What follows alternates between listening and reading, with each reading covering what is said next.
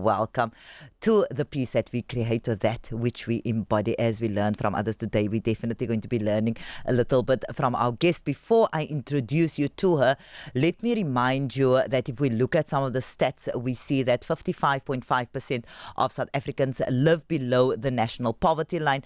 53% of youths in South Africa, and now we specifically refer to people under 24, are unemployed.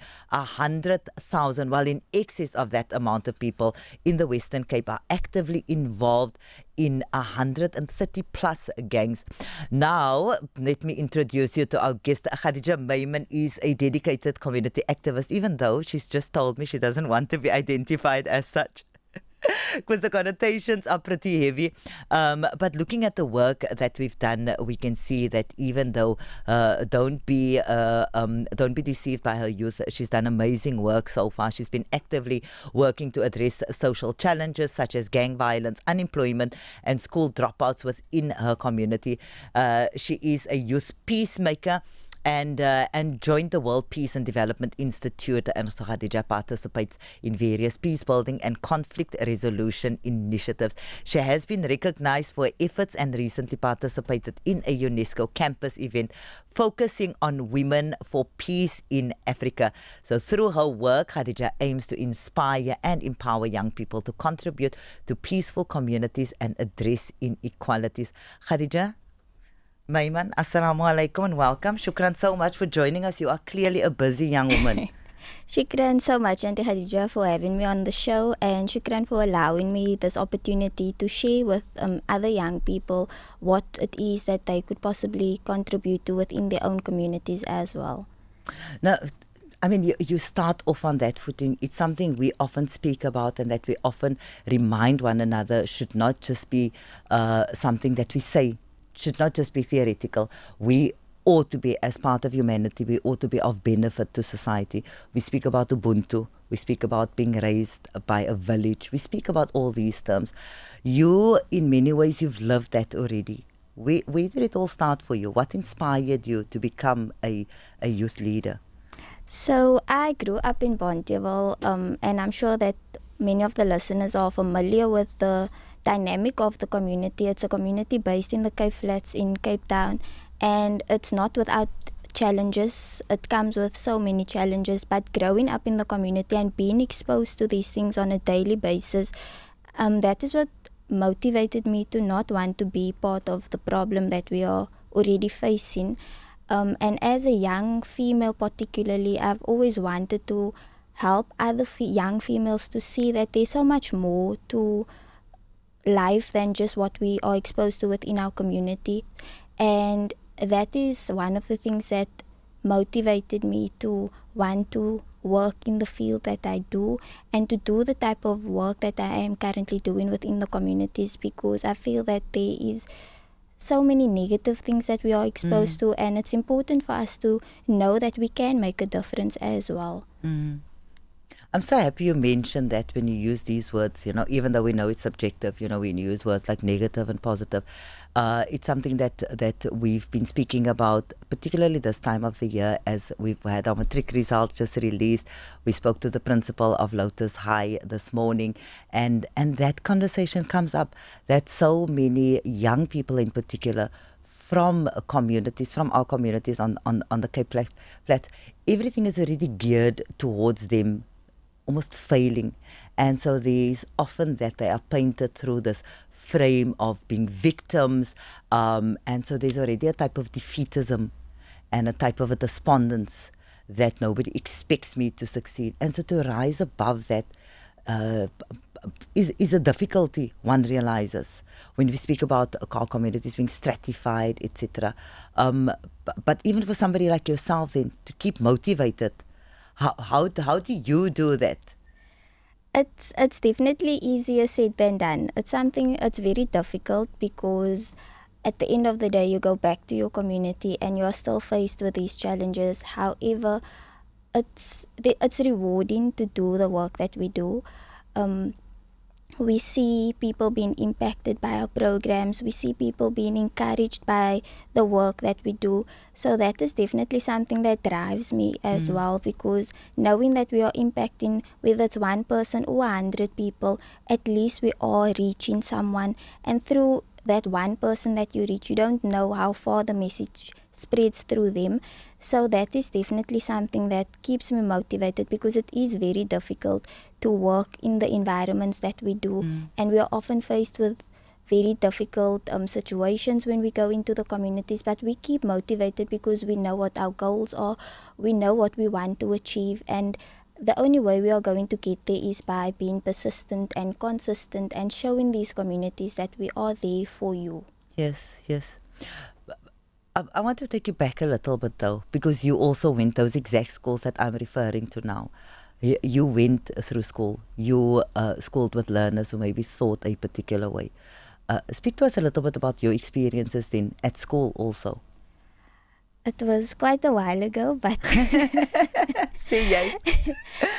but I went to school in Bonteheuwel, and secondary school I went in Athlone. But it's basically the same environment that you are exposed to in your community as well as the schools.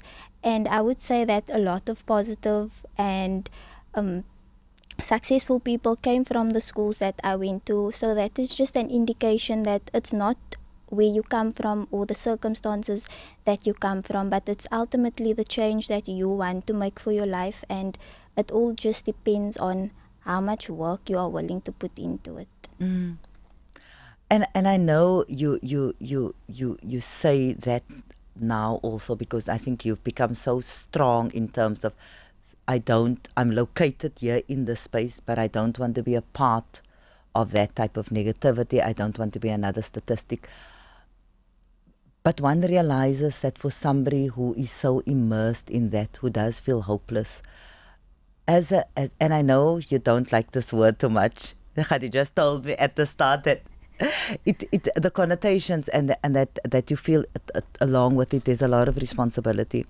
But we also want to be clear about the fact that when we speak about activism, we don't just talk about it in a very sort of a top-down way. So it's exactly about starting where you are at, starting in your home even, and perhaps speaking to siblings about, or encouraging siblings, and then in your family, and then in your community. And clearly you've done a bit of that. You have in some way or the other positively inspired or positively impacted people's lives around you.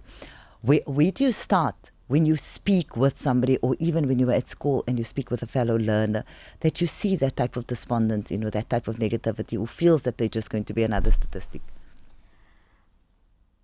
It really just depends on the person and how they are receiving the message that you are trying to bring across. And normally my approach is that I don't want to come across as too hard on them, because they are already facing so many difficulties. So you want to try a more softer or kinder approach, because sometimes that is all that they need. They need to know that there's someone who still sees the good in them. And there's someone who still believes that they have potential to make a difference, or that they have the power to contribute to something positive. Because I feel that for many young people, they have lost the sense of them being able to contribute to something good in their lives or in their families, in their communities, because unfortunately so many pressure is also being put on young people. The world is in the state that it is, and so many people are looking to the young people, but young people are facing their own challenges as well that we are not addressing. So I think that it's very important for us to, when we are engaging with young people, we need to do it, we need to consider the background, we need to consider the circumstances, and most importantly, we need to consider where is this person coming from as well, because there's no point in approaching them in a certain way, but then we are just contributing to making them feel even more down and out than what they already are. So And it definitely comes with practice because there's no one-way approach. Yeah. Not everything works with everyone, so you have to adjust your approach as you go along with. And that is my experience with the young people that we've encountered in the communities that we've worked with. That there's no one-way approach of addressing young people because all of them are so different and unique that you need to find approaches and ways of dealing with them that are relevant to them. Mm-hmm. I think 2 points I want to raise from what you've just mentioned, Khadija, is firstly when we live in this sort of this dominant narrative, we're constantly bombarded with that, where we speak about the me, myself, and I. I'll take you back to the beginning of our conversation where we spoke about, part of our duties, our responsibilities is being of benefit to others. We spoke about this idea around, when we speak about Ubuntu, when we speak about being part of something bigger. Now, being part of something bigger for Khadija Maiman also means, being a daughter, being a sibling, being all of those other roles that you play as well, and all of those other roles come together in one person. But wherever it is that you are, you also still play those roles. You wear a hat as a Muslim woman. You spoke earlier on about the fact that as a woman you also wanted to do certain things. How important is it, do you think, that we take that within every space, your values as a person of faith, your values also that you were taught in your home, and how easy or how difficult is it to disconnect from that at times? Is that even possible? I don't think that it's always possible to disconnect from it. But as a Muslim woman, for me, I haven't really had any encounters where I've been treated differently because of my faith. I find that I know that we still have a long way to go in certain spaces, but in the spaces that I've been privileged of being in, I've always been welcomed. People don't really see you they might not really pay that much attention to that, but what they are focusing on is your contribution to the world. They are focused on your contribution to society. But not everyone, I also understand that not everyone is fortunate enough to be in spaces like that where they are respected or where their contributions are valued. So I have been fortunate enough where my contribution has been valued and where people haven't really paid that much attention to, all those other factors. But mostly they've seen me as this person who is contributing to something positive or contributing to something much bigger. So I think it's important for us to be exposed to different spaces in order to experience that. Because sometimes if we are stuck in certain spaces, we will always only be exposed to one thing. But then you tend to find when you get the opportunity or the privilege of being exposed to different spaces, that is when you actually realize that, wow, my voice matters, because people are listening to what I have to contribute to the discussion. And that is so important, especially for young women, because we are often overlooked and our voices are often not heard. So it's extremely important, and it comes with a lot of hard work that we need to put in, unfortunately. But I would say that we are making progress, but we still have a long way to go when it comes to voices of young females particularly being valued. Absolutely pertinent points that you are making, that yes, indeed, and I will say, fortunately, yes, it takes hard work, because every single step of the way it makes you more resilient. It obviously makes you more determined. And as you so aptly point out, that it's important for us to expose ourselves to different spaces, and take those values and belief systems along with wherever it is that you go. And I think also what comes from what you're saying, what's implied in what you're saying, is that oftentimes there are more similarities between us than differences. Yes. And again, in this world that we live in, these are often highlighted, and different groups are often demonized. And let's say targeted in some way or the other. And I really like how you outlined that, because again, implying that there's so many, we often have more commonalities and common goals, and that our values are aligned. So as a woman navigating these spaces, and as a woman of faith navigating these spaces, you impact through your words, through your actions, through whatever it is that you do. And so really important messages that sent out. And for me, that's what activism is all about. It's not necessarily around or not always in the, does it come sort of in a loudly, comes in that. The second point I wanted to bring up from your comment earlier on is when also very importantly you point out that there's no one size fits all. Yes. There's no template, particularly in a city like Cape Town, where it's a tale of many cities. We know that. We know that access to resources, access, as you speak, for example, about the schools that you were at. So the school that you were at looks very, very different from the schools in the more affluent areas. And so your starting point is very, very different from a learner who comes from, for example, the Atlantic Seaboard or any of the other affluent areas. And so that's so important for us to realize that we cannot start off again judging or stereotyping people who come from Bonteheuwel. Yes, definitely. You for me are you're a case in point that you were up against those stereotypes. And so part for me of the work that you do is constantly also, you know, having, and this is what many people don't realize, that there's already a particular understanding around what Khadija Maiman ought to be or what she is like, because, oh, okay, ek sien hier in die boeke, sy kom van Bonteheuwel en sy's 'n Muslim vrou en sy's 'n jong vrou. And so for somebody like yourself, having your voice heard already speaks volumes around your own determination.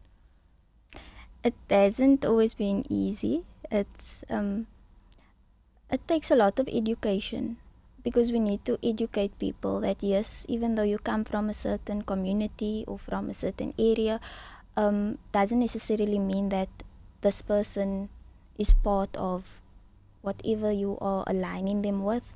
As well as when it comes to someone's faith, we need to understand that not all people of a certain faith, of a certain anything, is the same as everyone else. So it comes with a lot of education and I think mostly tolerance, because we need to understand that we are all different. And like I said earlier, it's more of looking at what this person is doing, how they are contributing to certain things, instead of just looking at the fact that, okay, this is Khadija and Khadija is from Bonteheuwel.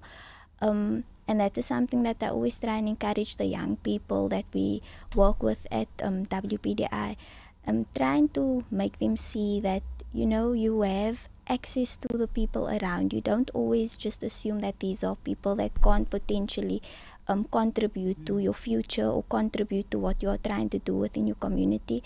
So it definitely is, or it sometimes is difficult when you have to sort of prove to people the value that you can bring to the conversation, or the value that you can bring through your work. But it definitely comes after the fact, when they understand, okay, so this is what this person is doing. But I think that it's unfortunate that we have to first prove ourselves in a certain way before people actually, you know, sit down and actually listen to what it is that we have to contribute. We have been speaking also around the fact that yes, there's no one size fits all. There's no template, because everybody's circumstances are different. Now, having said that, then one also as a person, we say we want to start somewhere. Ja, ons begin in ons gemeenskap en ons gaan daar begin met veranderinge and so on. But in many ways, one's work can be so much more impactful if you align with yourself with an organization. And if you are offered sort of some guidelines, broader guidelines in that aspect. How did that come about for you? So I've prior to my work starting with the Whitaker Peace and Development Initiative, I've been involved in community projects. And in 2019, when the organization launched in South Africa, so it is an international NGO and they've been working in other countries since 2012. They launched in South Africa in 2019, and that was when I started working with the organization. At the time, I was unemployed. I was just doing some community projects, and I heard about this organization that was launching in South Africa, and they were looking for young people from different communities in the Cape Flats to train them in conflict and peace building, in business and entrepreneurship, and also in basic ICT, which is basic computer skills. So I jumped at the opportunity because I felt like it was something that aligned with what I wanted to do. But at the time, I also saw it as an opportunity for me to be doing something that was more structured. And I started with the organization as being part of the Youth Peacemaker network. And then in 2021, I was employed by the organization. So I now work as a conflict resolution trainer in mostly schools, but I do some work in communities as well. But my focus is schools across the Cape Flats, where we work with young children on educating them on the values of peace, and also giving them skills on how to constructively deal with conflict, because we know that they are constantly faced with these difficult situations. And the organization, the approach that they take, upskilling young people, that is something that really spoke to me, because we often find that in some organizations, young people aren't really given that opportunities. So I really grabbed the opportunity, and I've been very fortunate in opportunities that I've received since starting my work with the organization. As you mentioned earlier, I have been a panelist on 2 UNESCO Campus events where I've shared on my experience on working within the Cape Flats, but also working in peace building space. So I've really been very fortunate in the opportunities that I've been given since starting with the organization. But I would say the most rewarding part for me has been being able to give back to where I come from, and seeing the work that we have been doing in the Cape Flats. We know that there is so many things happening in the Cape Flats, but our work has contributed to some positivity, and we need to highlight that as well. I think it's very important for us to understand that there is so many people in Cape Town or across the Cape Flats who are trying their utmost best to change the narrative, to change the situation within their communities. And it might not seem that we are making any impact, but it is definitely there. We see it in the young children that we work with within the schools. We see it in the communities that we work with. We see it with the women that we uplift through our livelihood programs. So all of that, we are able to see change coming from the work that we are doing. And the organization is relatively new to South Africa, but for the years that we've been here, I would say that we have definitely been able to make a change, because for myself, I've been one of the people who've started at the organization as one of the beneficiaries through the programs that I personally went through, and now being able to see how I can give back to my community through what I've gained from the organization. And that is basically the model that we try to roll out at the organization, is that we want to impart skills and tools to people in the community, and they should then ultimately spread that to the people that they come across or that they work with or encounter within their communities and spaces as well. Well, when you speak about the organization, you refer to the Vertical Peace and Development Initiative? That's correct. So it's so instructive for me when you say what you said when you started speaking about this, that you heard of an opportunity and you grabbed an opportunity. And I think that again is something that that if I want to say something to young people out there, I would say that yes, opportunities don't come along all the time, but that certainly is the attitude. You mentioned the fact that so much has changed for you since then. How did it look like in tangible terms when you joined the organization? When you say you make use of an opportunity, do you go through training? Do you undergo training? Do you apply for something? How does it work? So yes, when we started, it was an application process. We were then interviewed by some of the staff of the organization as well as representatives from the other offices in Africa. After the interview process, then there's a selection, because there was quite a number of young people who applied within the Cape Flats, and I think that is another indication that young people want to be part of making a change if given the opportunity.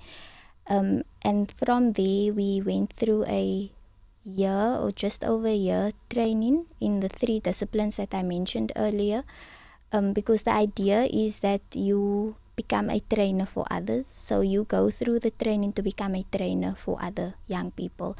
And with myself, we had over 40 other young people who went through this program. They are still continuing to work in their communities. So the program doesn't just stop after you've received your training. So you then end up actually going back to your community and replicating what you've learned. And they've been doing extremely well in their communities. Most of them focusing on in schools as well. And then for others who are just busy with community projects or other initiatives within the community, they've definitely been doing extremely well.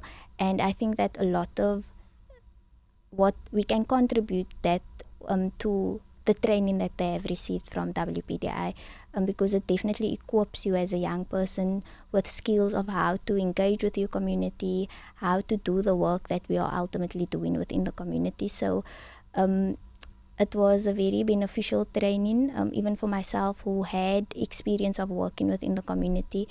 It has definitely helped me to grow, to become better at what I do. And in this field you learn every day, because you learn new things. You are engaging with different people on a daily basis. So it's also important that we keep on learning and improving on ways of how we are conducting our work.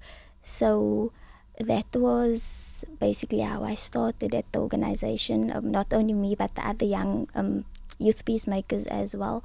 And I can say that we are definitely doing amazing work within the communities.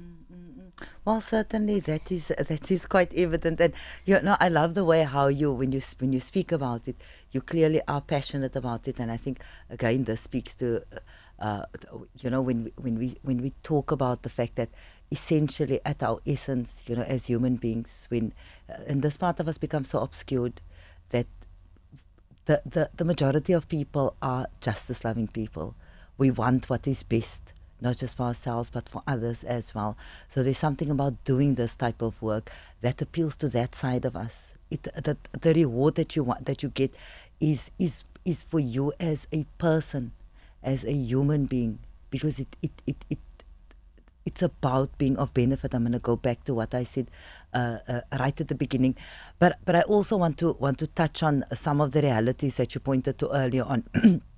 That yes, it's sometimes difficult spaces that you need to traverse, and this idea when we speak about young people, also something that one wants to always be cognizant of, to not speak about young people as if they are a group of their own, and to not speak about young people in a condescending and patronizing manner, to understand that maybe organizations like the Whitaker Peace and Development Initiative, maybe the people behind it, and maybe others within your community also have experience, but there's something to be said for the exuberance of young people, something to be said that, as you mentioned earlier on, the different set of challenges that may not be the same as people 10, 20, 50 years ago, but how important it is for young people to feel like there's a voice, and particularly when one is a young person coming from a community where one is more often than not told or sent messages around how you in all probability would not succeed. Just speak to me a little bit about that, around also those types of conversations that happen between yourselves and other trainers with regards to this. It becomes challenging at times we've even had situations of where, you know, some of our trainers sometimes become despondent because the areas that we work in becomes very difficult to navigate, especially even if you are from the area. At times we have flare-ups of violence in certain parts of the Cape Flats where we work, and for them to remain motivated, for them to remain, you know, with that energy of wanting, because there's definitely that. There's a lot of energy, there's vibrance. People are passionate about what they are doing, and you know, they do it out of love because they want to see change happening in their community. They want to impact their community and their families positively, because some of them, they come from difficult communities, and they come from families where all they've known is violence. That is what they've been exposed to. But here, you as a young person, you are taking the stance and you are saying, I want to be better. I want to be the person in my family that changes the narrative for us. So, I mean, that comes with a responsibility as well. And it's not as easy as we might make it seem. But it's because young people have this resilience about them, you know, and they want to do something positive. They want to contribute to something better in the communities. And sometimes it's unfortunate that we don't recognize that. We often just paint all the youth with the same brush in our communities. So unfair. And it's so unfair to the people that we know are doing, and they're doing it out of love for their communities and out of love for the people around them, and wanting to build a better future for the people around them and for themselves and their families. So I would definitely say that we need to pay more attention to that, and most importantly, recognizing the efforts of the young people who are doing this good work in their communities, because it's very often it's not recognized. Not that we do it for recognition, but I think that it's important for us to highlight this so that other young people can be encouraged by one person or two people in the community that is doing such amazing work. Because that is essentially how we motivate other young people to do what it is that others are doing, because that is how people also pulled into these negative things, because they are seeing people doing it and then they want to join in. So why can't it be done for when we are doing positive things as well? So I definitely think that more attention needs to be paid to that, so that we can make sure that, you know, people are being recognized and appreciated for the work that they are doing, because it really is just passion that is driving them at this point. And clearly for you, for yourselves and for many of the other trainers, the Whitaker Peace and Development Initiative has offered that opportunity where you feel that you are supported, where you feel that there's guidelines, yes, but there's also where you feel there's an outlet for this, where you can go through the training, but you, very importantly, one feels that you are supported and that you don't get lost within what you are saying now, you know, sort of within that despondence. I also wanted to mention the fact that and this is so important when you mentioned this earlier on, that oftentimes, you know, outsiders, quote unquote, those that don't work within those spaces, are very quick to pass judgment and very quick to pass commentary around it. And so it's so important for those within those spaces. And when I say that, I don't mean, again, I want to be clear about that those spaces are set apart as part of a community, as part of broader society, as part of civil society. It's all of our responsibility to do that. But we know we live in a country that has an ugly history in as far as racism is concerned. And so we still live in cities and towns that we see that stratification, where the lived reality of the young person growing up in Bonteheuwel is very different from the lived reality from somebody who comes. And again, I'm going to refer to the fact that now it's matric results. And so we again think about the limitations and the constraints and how the odds are stacked against the young person from Bonteheuwel. Privileges that those from the nicer suburbs do take for granted. So I think it's so important when you allude to this earlier on, that what is seemingly small victories, that this gets celebrated. That this gets celebrated all the time, and that being part of a bigger organization also offers that type of, you know, that type of support, not just in financial terms, where you know that access to resources, of course, is also huge, but access to a network where one feels that you are a part of something bigger. And it's really with that in mind also that, and I want to ponder for a little bit, or pause for a little bit there, that you are a founding member of the Bonteheuwel Youth Movement Against Violence, which again says, and this is on their website, on the WPDI's website, so clearly they support, you know, whatever it is that you do, but also the opportunities that were offered to you with regards to UNESCO. What was that experience like? It was really an amazing experience, and I think I mentioned earlier that I was invited to be on the panel twice. So when I got the first invitation already, it was such a big achievement, and I was really very proud of myself just to know that I'm going to be sitting on a panel with experts in the field. And then when I got the second invitation to be part of the panel again, I think 2 months later, again, it was really a moment where I felt like, you know, I could pat myself on the shoulder, because I think that we often don't do that enough.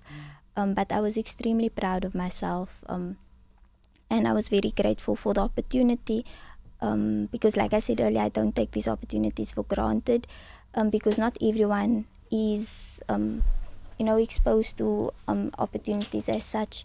And to be able to sit on panels with people who, they have ties within the UN, they have ties within other sections of UNESCO, and the work that they do, they work on a global scale. So, to learn and to hear from these people and their experiences as well, it also becomes a learning experience for me, as much as we are there to share our knowledge or information with the participants in the campus event. But it's also a learning experience, because I'm learning from the other panelists as well as from the participants in the event. So that has definitely been one of the highlights so far in my experience with WPDI. Yeah, and clearly at this point already, one of the success stories. I wanted to ask you if you have stories like that you can share of people that you've been or that through your training that you've met. So you speak about conflict resolution, for example, because you go within schools, you go within spaces like that.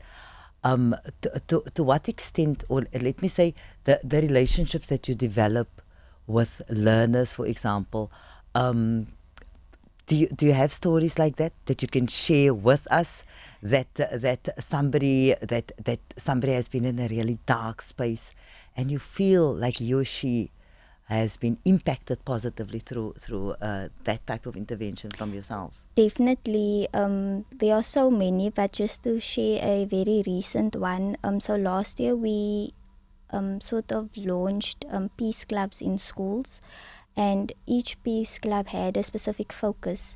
One of the schools in Langa, we started a peace through art peace club, and the learners were doing art, and together with that it was like a sort of healing process for them as well, because we understand that these are learners who face so much trauma within their communities. And when we went there one day to visit, and we were trying to get feedback from the learners, we had one of the learners who actually stood up and he said this has really helped him, because just a few months ago he lost one of his cousins to gang violence in the area, and being part of this has helped him to heal, but it has also helped him to encourage the rest of his family to not resort to extra violence now that the cousin has passed. And that was something that really stuck with me, because here's a young person who could have taken what has happened and done something completely different to what he has chosen. And it's so inspiring as well to see that young people are choosing or taking the stand and saying, but I don't want to be part of something that is negative or something that is going to contribute negatively to my family or my community. And also to see that this project that we've just rolled out a couple of months ago was making such a big impact, because sometimes we tend to overlook that because we become so caught up in all of the projects and all of the work that we are doing. And to find that this relatively new project has made such a big impact in this person's life, it becomes very rewarding to see that as well. So, I mean, that is one of the many stories that I can share, but that is definitely what keeps us going, knowing that, we are, because these are real people. As much as sometimes we see a story on paper and, we read and we empathize, but when you are hearing these things from people, from real people, and it's real stories, it really tends to get to you. But it is also very, very motivating as well.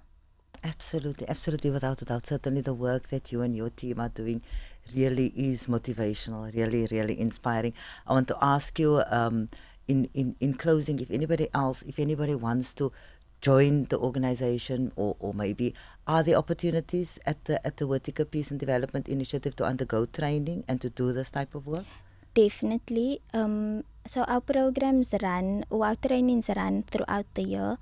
We are based in Bridgetown, and we offer our ICT, which is our basic computer training, throughout the year at our facility.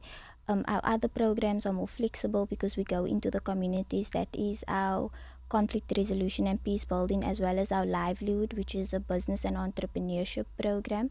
We run an amazing program, which is our women livelihood program, where we focus on empowering women with business skills, and then actually for successful winners at the end, we then support their businesses financially in terms of starting up the business.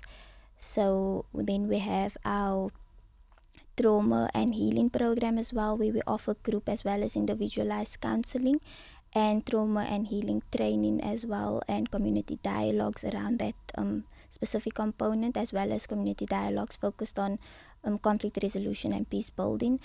And we have our Peace Through Sport program as well. As I said, we are based in Bridgetown, and we have a basketball facility that we've built. Actually, that's actually where our office is as well. Is there a phone number? Yes, definitely. Our phone number is 021 205 3503. 3503. So it's 021 205 3503. That's correct. Okay. So listeners can contact us. We very, very quickly run out of time, and I think we have about a minute left. I'm going to ask you for your closing comments, Khadija. The message that you would like to send out to any person listening, a young person, somebody who wants to get involved in some way or the other. I would say to start where you are. Start with the people around you, start within your family. Often when we think about making a change or making an impact, we want to think of these big gestures, but it doesn't need to start there. Yes, it can ultimately end up there, but we can start small. Start in your family, start within your school, start within your street. Wherever you are, you can make a change with just the people around you, or even just start with yourself, because that is where it needs to start from. Absolutely, absolutely. We are all works in progress, and we all traverse life, and we need to remind ourselves. And I mean, I'm listening to somebody like yourself, so young, and I mean, we continue learning. We need to remind ourselves that we continue learning. And yes, this notion that we're always framing those that live on the Cape Flats through a particular lens, it needs to stop.